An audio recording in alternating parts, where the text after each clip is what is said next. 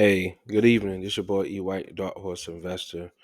So today we're gonna go over a Nasdaq strategy, and this strategy basically we're gonna look for stocks that are non-compliant at the moment. If you don't know, on the Nasdaq you have to have a price point of at least $1 in order for your stock to remain listed on the Nasdaq. If it drops below $1, they will issue out a warning that you're delinquent. And I want to say they give you 90 days or so to try to get that back into compliance. I have to check that time frame, but I believe that's what it is. So you have that much time to get back to over $1.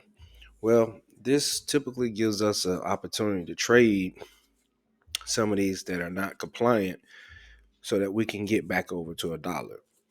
So I'm going to drop this link in the description and you can check it out and you can save it to your favorites. And this is a list of all the non-compliant companies. Okay. All right. So we're just gonna check out the first one. All right. And so I did the drop down, and we have AT&F, which is the 180 Life Science Corp. All right. So I'm on here down, and I'm on a daily chart, and clearly on a daily chart, I can see that we already have a double bottom that's forming. All right. So we have one. I'm just gonna use this instead. And we got this double bottom over here. I mean, the first bottom, and now we're at the second. So, look like we also are retesting this particular zone. So this is a key area of market structure where price had some form of history. Now, with that being said, there could be some trading opportunities for this particular stock. I hadn't checked to see if they have any, option contracts or whatnot, but needless to say, this could be an opportunity looking for a trade because we know that price needs to get back to $1. So if we go back in history, and I think this is all the data we have. So we know this was during the 2020, and okay, hold on, okay, my chart reset it. But all right, so 2020 we had this, all right, and with that being said, they were delinquent, but they got back into good standing by getting back over $1 around this price point right here. All right. And of course, they pushed up and did pretty well. Let's see what they rallied to. So we got about here. So, wow, 1,200% it rallied.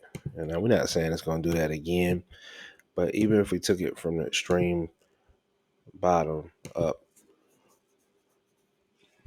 that's over 3,392% gain. See that right here. So that's phenomenal, right? All right. So yeah. So this is a strategy. I'm not gonna go through all of them because I don't want to keep y'all forever. But let's see. Let's check out one more. All right. So JFU. And you can practice this. It's not meaning that every stock is going to go back up to $1. It doesn't mean that, but at least you can see we at a bottom, and to me the risk reward is pretty good. So if I was looking to take these trades, of course, I have a protected stop loss below this level, and we're just looking for some upward movement back to the dollar range, which would put us back into this particular region right here, and that could be worthwhile. All right, so go check it out. I'll put this link in the description box, and you can go through and you can look at all these. It's a lot of companies, but hey, it's worth it.